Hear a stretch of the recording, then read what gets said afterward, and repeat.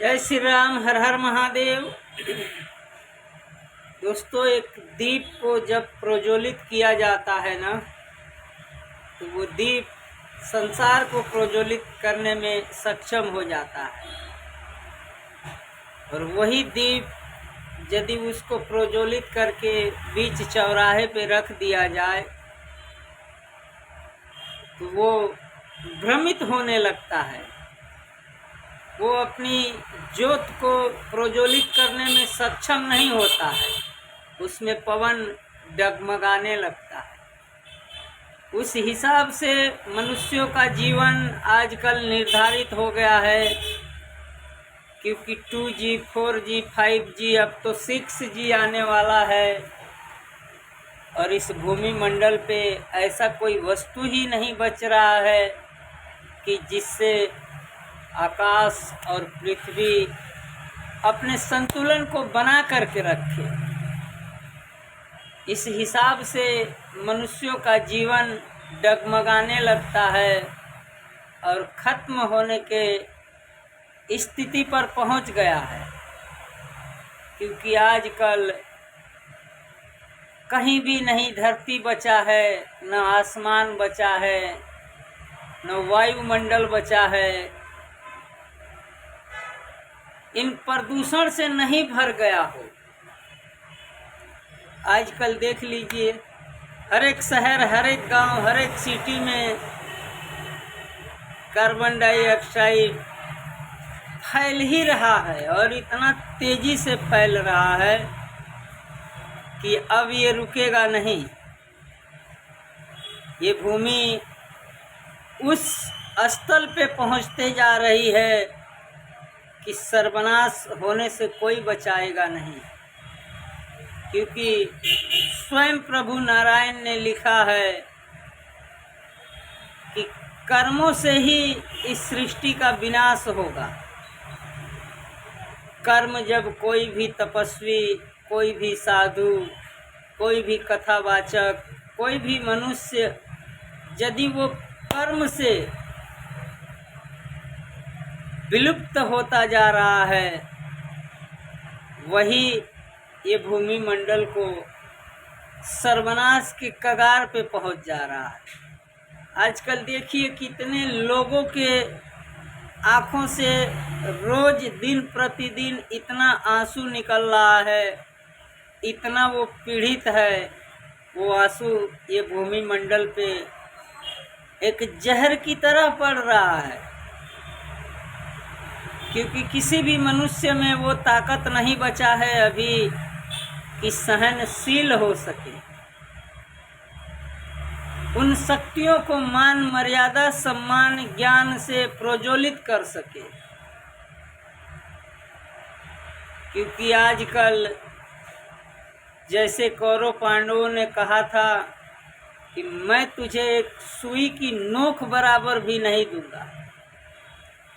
थोड़ी थोड़ी सी ज़मीन के लिए आजकल क्या हो रहा है, थोड़ा थोड़ा सा पैसे के लिए आजकल क्या हो रहा है, थोड़ी थोड़ी शब्दों के लिए आजकल क्या हो रहा है। भाई भाई का गला काट रहा है, एक भाई दूसरे भाई से तुरंत लड़ने के लिए उत्तेजित हो जा रहा है। तो आप सब इन शब्दों पे क्यों नहीं ध्यान देते हैं? क्योंकि ये अचल संपत्ति नहीं है। उतने दिन के लिए ही अचल है जितने दिन आपके शरीर में दीप प्रकट है।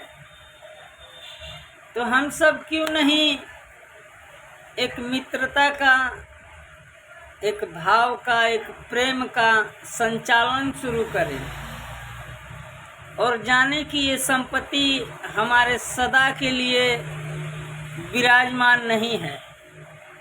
तो क्यों हम एक दूसरे से अहंकार फैलाएं, दुश्मनी करें, दुष्प्रहार करें, अत्याचार करें, जिससे ये भूमि मंडल, ये आकाश मंडल, ये वायुमंडल दुखित होता जा रहा है।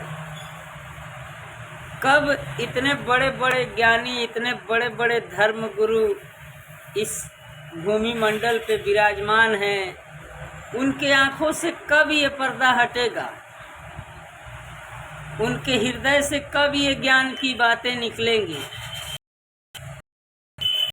समाज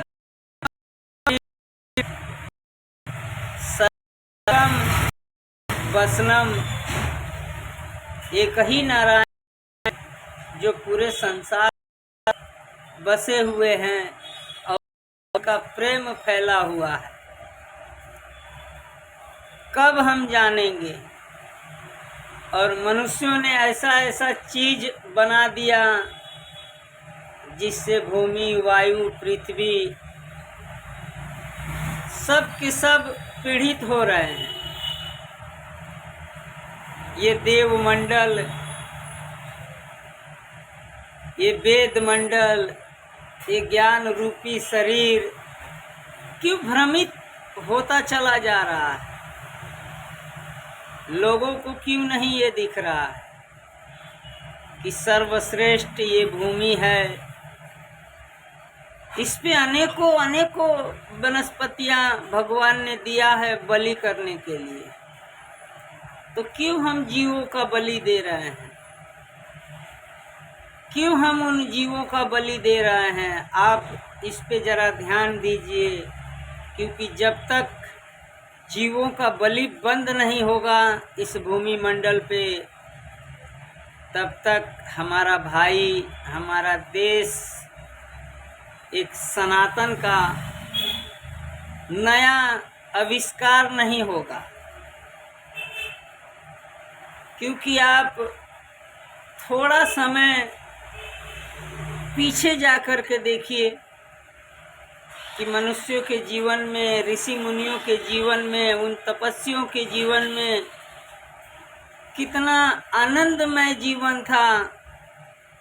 सभी रोगों के लिए इस सृष्टि पे वनस्पतियां विराजमान है, सिर्फ आपको उसका धैर्य पूर्वक इस्तेमाल करना पड़ेगा। तो आजकल किसी को धैर्य तो है नहीं, उत्तेजना में वो मृत्यु के मुंह में पहुंच जा रहा है। तो एक बार इस हिंदू धर्म को हिंदू राष्ट्र बनाने का प्रयत्न कीजिए और ये बनेगा, बन करके रहेगा। 2028-29 आने दीजिए, ये हिंदू राष्ट्र घोषित होगा हिंदू राष्ट्र घोषित। जब तक सनातन धर्म का पर्चा इस धरती पे नहीं लहराएगा, तब तक ये पश्चिम दिशा से आया हुआ भोजन हमारे देश में लोगों का जीवन खराब कर रहा है। अनेकों बीमारी हो जा रही है। लोग तामसी भोजन करके अपना स्वयं का विवेक खोते चले जा रहे हैं।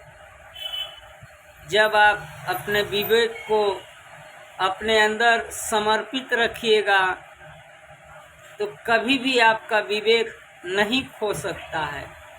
जब कोई भी मनुष्य का विवेक नहीं खोएगा तो धैर्य पूर्वक वो अपने जीवन का आनंद लेगा।